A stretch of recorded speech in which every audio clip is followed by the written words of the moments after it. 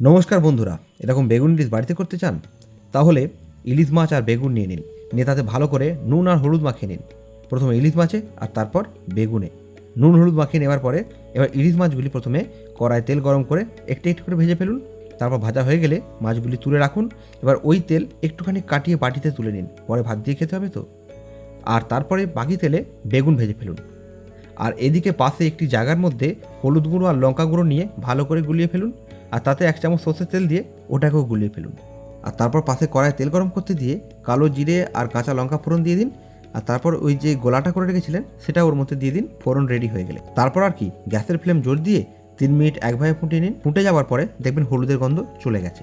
তারপর ওর মধ্যে ইলিশ মাছ দিয়ে দিন, দিয়ে সেটাকেও 1-1.5 মিনিট মতো ফুটিয়ে নিন। তারপর ওতে বেগুন দিয়ে দিন, দিয়ে সেটাকেও 2-1 বার ফুটিয়ে নিয়ে এবার নুন চেক করে নামিয়ে ফেলুন। এখানে রেডি হয়ে গেল বেগুন ইলিশ।